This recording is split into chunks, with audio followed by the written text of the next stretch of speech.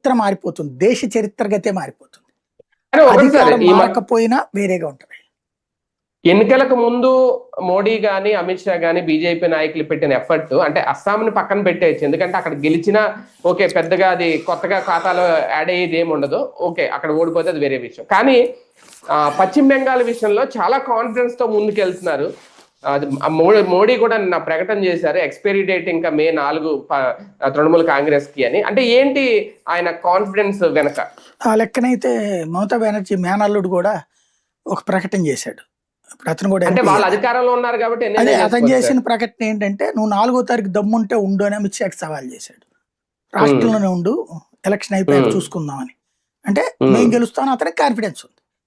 నేను అనేది అదే, ఎవరి కాళ్ళు ఇప్పుడు ఏంటంటే తమ తమ కార్యకర్తల్ని ధైర్యపరచాలి, అధైర్యం లేకుండా చూడాలి. అందుకని మాట్లాడతారు. ఒకటి మాత్రం ఖాయం, ఇంత పర్సంటేజ్ ఆఫ్ పోలింగ్ అనేటటువంటిది అనూహ్యం. ఇది పబ్లిక్ లో ఒక బలమైన తపనం తెలియజేస్తుంది. అది గెలిపిస్తుందా ఓడతదా అన్నటువంటి మాత్రం ఖచ్చితంగా 4వ తారీఖునే తెలుస్తుంది. ఈ లోపు ఎవరి లెక్కలు మాట్లాడేసుకోవచ్చు అందులో. అంటే లోకల్ నాయకులు మాట్లాడడం వేరు, మోడీ మాట్లాడడం వేరు కదా. మోడీ ఎప్పుడైనా ఓడిపోతానని చెప్తాడే ఏంది ఆయన? లేదు మాకు అనుకున్నంత రాలేదని చెప్తాడు. అయిపోయింది అనుకోండి, అప్పుడు మమతా బెనర్జీకి కంగ్రాట్స్ చేస్తా, చెప్తా మీరు అద్భుతంగా పనిచేశారు, మీకు ప్రజలు ఆశీర్వదించారు, నేను మీకు అండగా ఉంటానని చెప్తాడు. అదే మోడీ. స్టాలిన్ గారు అదే చెప్తాడు. ఒకవేళ